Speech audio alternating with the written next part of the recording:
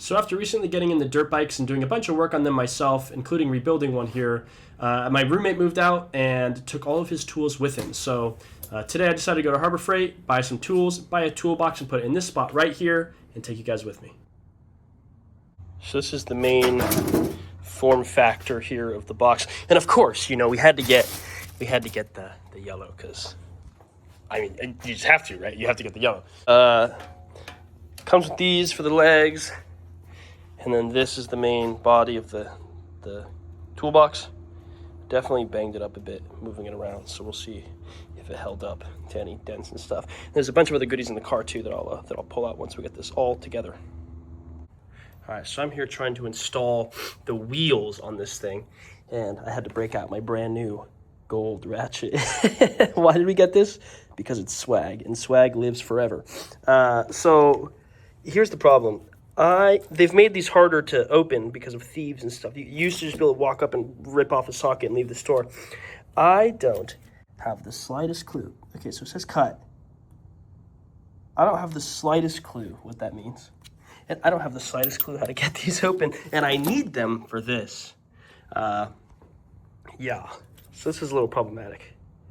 Okay, I think I figured it out. Hold on. I broke this off. I didn't cut it, but I think oh, here we go. Look at that. They slide off. The thing is, I'm like a normal guy, and I don't steal things, so like I don't think like a criminal. So it's one of these things where it's like, okay, I understand that they have to make it like thief-proof, but then the problem is I don't have the slightest clue how to open this shit. Here we go. Okay, I got it. I'll show you when they're all off. Okay, here they are off. Let's see how easy it is to... Okay, let's chill. So what we need to do is we need to find the right one. I don't know. Oh. Okay. But now it's stuck. This is fucking so stupid. How do you get this off? Let's see. Okay. In my haul the other day from Harbor Freight. Here we go. Okay, let's see if this works. Oh my gosh, what is going on here? I get that you have to make this stuff like thief-proof, but come on, this is ridiculous. Okay, here we go. There, okay. So you basically have to rip it apart like an animal. Okay, it's clear that these bolts here are for a 13 millimeter. All right, we had to break out the big guns, but we got it done. That was a lot more annoying than I thought it would be. But so far, everything feels good, everything looks good. We're moving on. All right, status report.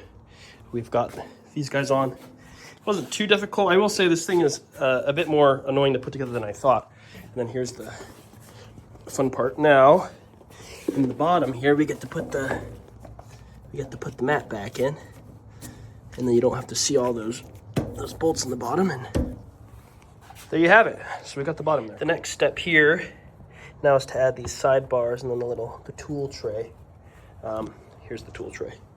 So we've got these sidebars, we've got the tool tray, and then we're good to go. All right, so now we got this thing together. We got that guy on there.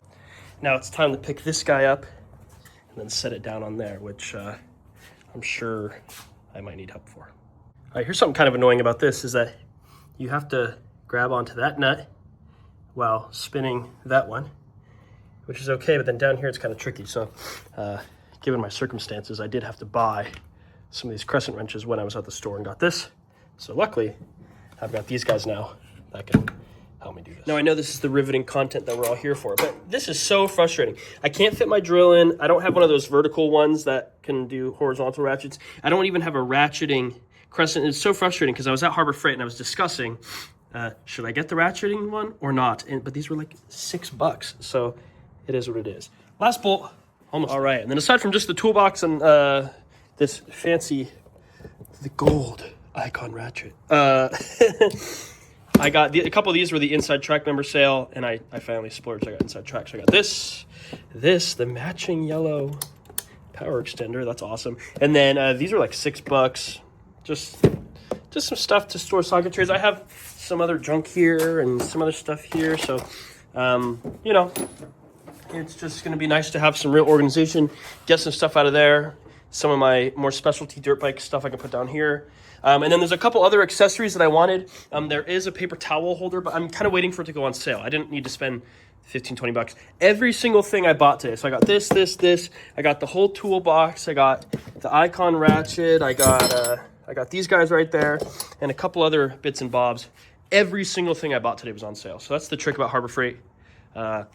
If you don't need it right away, don't pay full price for anything, because as most of us know, you don't have to at Harbor Freight. So yeah. All right, let's get this off of here. The finishing.